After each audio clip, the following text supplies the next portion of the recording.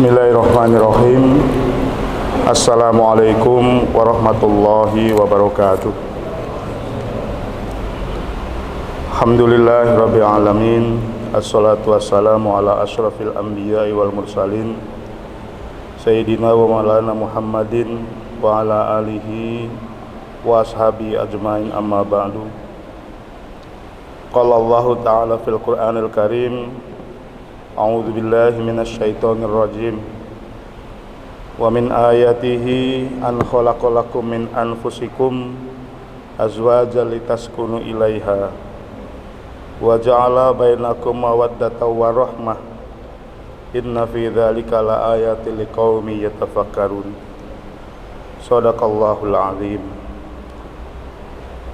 Hadirin jamaah salat zuhur yang dirahmati Allah, izinkan siang hari ini kami menjadi badal dari Pak Gofar biasanya yang ngisi, tapi beliau dalam kondisi sakit yang memang sudah lama sekali. Maka saya mohon keikhlasan Bapak jamaah semua untuk bisa mengirim surat Al-Fatihah untuk kesembuhan beliau sehingga dapat kembali melaksanakan tugas. Jadi udah hampir 2 bulan ini. Allah hadirin ya sholiyah Al-Fatihah. Alhamdulillah.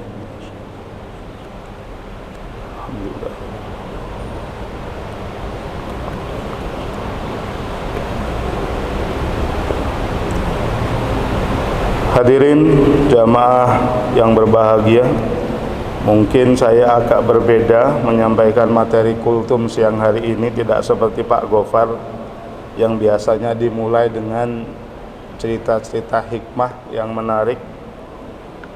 Tapi saya akan lebih pada apa yang menjadi kompetensi saya, yaitu seputar masalah hukum keluarga. Hadirin jamaah yang dirahmati Allah, di era kemajuan seperti sekarang yang orang sering sebut dengan era disrupsi, era digital, maka diakui ataupun tidak, ada salah satu bagian yang mendasar dari kehidupan kita di mana setiap orang mungkin tidak pernah lepas darinya, yaitu kehidupan keluarga. Meskipun kita bisa pahami bersama bahwa keluarga ini, konsep keluarga sudah banyak mengalami ketergeseran. Misalnya kalau dulu dalam banyak konsep fikih ditemukan bahwa akad nikah yang menjadi pintu gerbang nikah itu muatannya lebih nampak pada akad tamlik, akdut tamlik, yaitu akad kepemilikan, dan itu memberikan warna berbeda terhadap konstruksi keluarga. Bangunan konsep keluarga misalnya, akhirnya kita melihat bahwa dulu kita mungkin mendengar kalau istri itu ya menjadi konco wingking misalnya. Istri itu memang lebih banyak berkutat dalam persoalan rumah tangga, urusan rumah tangga. Sedangkan di luar itu menjadi kewajiban seorang suami. Namun sekarang menjadi berbeda. Bahkan dalam muatan akad sendiri ada timbul perubahan. Dari akdut tamlik menjadi akdut tahrir. Sehingga kita mungkin mendengar istilah kemitraan, bahwa pola hubungan suami istri itu adalah hubungan kemitraan. Kalau dulu pola hubungannya ya kita cenderung melihat bahwa yang namanya wanita ya mutlak dia harus taat patuh terhadap seorang suami. Artinya bahasa paling mudah, ketergantungan seorang istri itu lebih nampak terikat pada seorang suami. Kemajuan kehidupan itu menimbulkan banyak perubahan sosial yang bisa kita rasakan sekarang, ya, di mana apa yang menjadi peran suami sekarang bisa dilakukan oleh istri, sehingga ada ketergeseran. Kalau dulu ya, perceraian itu adalah aib ya, buat sebuah keluarga, sekarang itu cerai adalah sesuatu yang umum dan biasa. Bahkan maaf, kalau dulu orang menyandang status janda misalnya, ada ketidaknyamanan. Tapi kalau sekarang kadang-kadang mungkin malah bangga ya. Apa sebetulnya Pak persoalan yang dihadapi oleh keluarga saat sekarang? Hanya satu poin saja. Kalau untuk kita para bapak, para suami ini, maka hal yang sebetulnya prinsip untuk disiapkan untuk memasuki kehidupan rumah tangga adalah satu saja, meskipun ada banyak, tapi satu yang paling bisa dominan kita munculkan, kepemimpinan. Bagaimana kita bisa menghadirkan peran kita sebagai seorang suami itu menjadi imam. Karena mau diutak-utik kayak apapun, kedudukan seorang laki sebagai kepala rumah tangga tidak akan pernah berubah. Dan tradisi, adat istiadat, budaya kita masih menyokong itu. Ya. Oleh karenanya, menempatkan diri kita sebagai seorang suami untuk mempunyai peran sebagai seorang pemimpin bukan pekerjaan mudah. Kalau seorang istri apa? Seorang istri sebetulnya nggak banyak. Yang pertama adalah patuh kepada suami. Sehingga ada hadis yang menarik sekali dari Ibnu Hibban itu yang berbunyi, qala Rasulullah sallallahu alaihi wasallam, idza sholatil mar'atu khamsaha wa shamat syahroha wa hasanat farjaha wa ata'at ba'laha dakhalat min ayyi abwabil jannah sya'at. Jadi menurut hadis riwayat Ibnu Hibban ini, Rasulullah pernah bersabda, jika seorang wanita sholat penuh selama 5 waktu, yang 5 waktu, menunaikan sholat 5 waktu, kemudian menunaikan puasa Ramadan yang 1 bulan penuh, dan yang ketiga dia mampu menjaga kehormatannya, dan yang keempat dia senantiasa berusaha untuk patuh, mematuhi, taat terhadap suaminya, maka dia bisa masuk surga dari pintu mana yang dia kehendaki. Jadi ganjarannya perempuan seorang istri itu mudah sekali. Sholatnya tutup, puasa Ramadannya penuh, bisa meskipun kalau misalnya dia tetap ada qadha, artinya melaksanakan puasa Ramadan, dia bisa menjaga kehormatan dirinya, ya. Dan kemudian dia patuh taat terhadap suaminya. 4 syarat ini saja memudahkan dia untuk masuk surga dari arah pintu yang dia kehendaki. Nah, persoalannya Bapak sekalian, terutama kita bagi para bapak ini adalah bagaimana kita mampu mengarahkan istri untuk bisa memenuhi 4 ini. Ini persoalannya. Sehingga saya pernah mendapat pertanyaan itu dari seorang ibu. Kebetulan dia punya adik, mungkin cerita tentang kehidupan rumah tangga adiknya.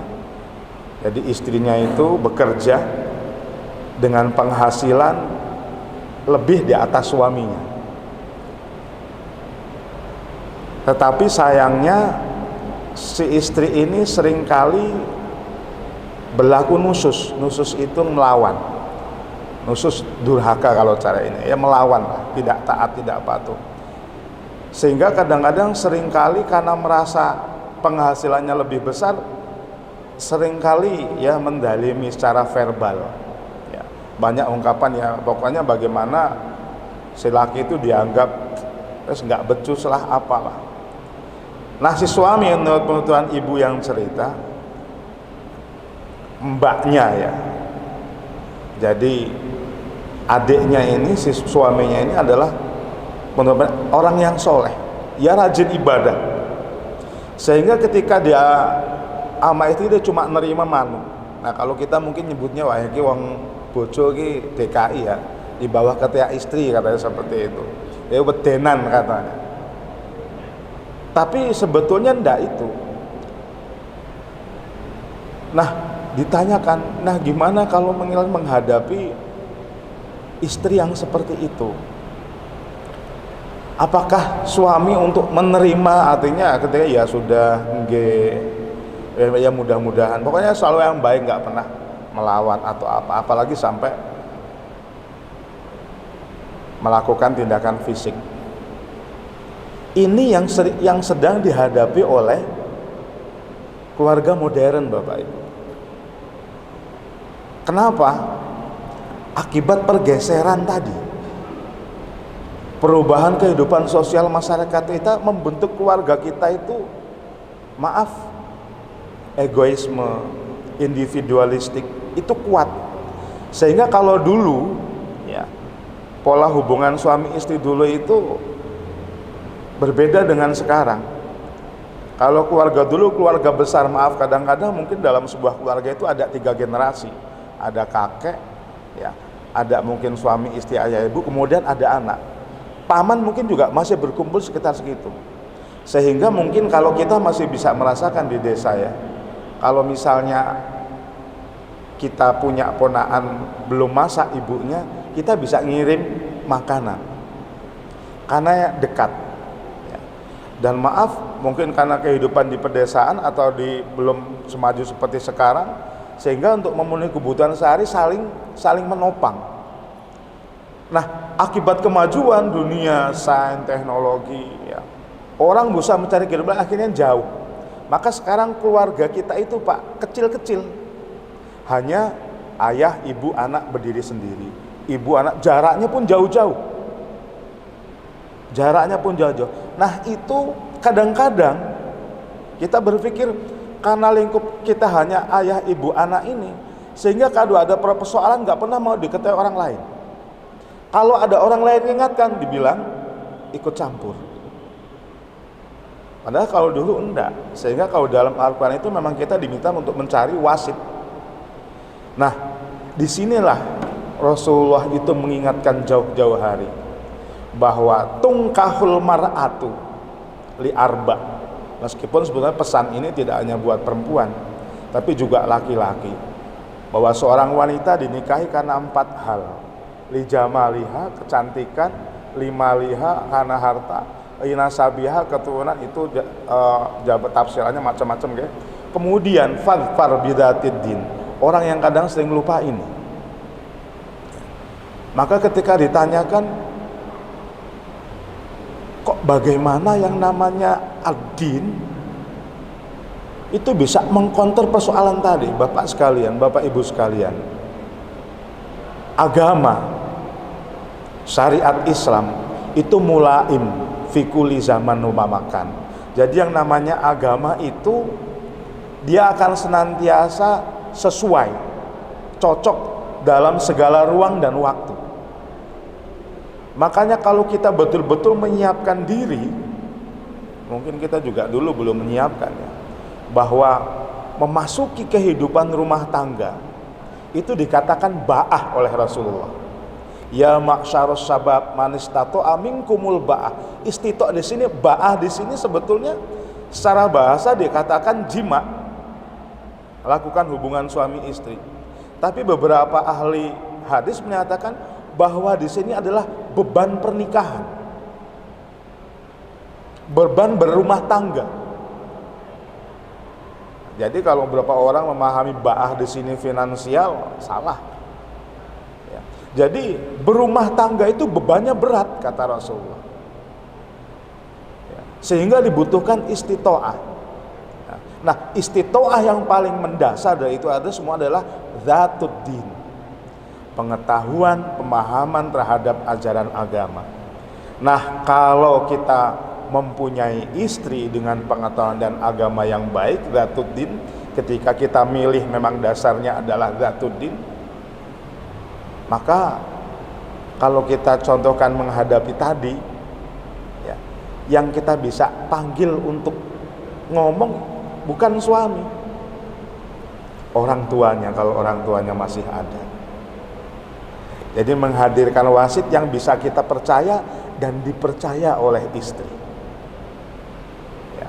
Nah, kalau misalnya memang istri kita itu yang pengetahuan dan pemahaman agama yang baik, insya Allah ya, pergeseran ya, makna keluarga tadi kalau memang misalnya menjadi ciut, kita akan menemukan solusi. Maka bagaimana yang sering kali sampaikan, ya kita kembali bagaimana agama mengajarkan kepada kita. Makanya di sini cara pandang itu akan mempengaruhi sikap. Ya. Islamic worldview kita, cara pandang kita terhadap ajaran agama itu akan banyak memberikan pengaruh terhadap bagaimana kita bersikap. Untuk itu mari, ya, saya rasa belum terlambat menghadapi perubahan zaman, ya, terus akan senantiasa menggempur kehidupan kita. Maka kita yang sudah sampai pada fase ini, sebagai seorang suami, sebagai seorang bapak, bisa menghadirkan bagaimana menjadi imam yang baik. Tentunya kita sudah paham itu, menjadi suri tauladan yang baik. Saya rasa ini yang bisa saya sampaikan, mudah-mudahan bisa mendatangkan kebaikan untuk kita semua. Aku qouli hadza, astaghfirullahaladzim wa kalam. Assalamualaikum warahmatullahi wabarakatuh.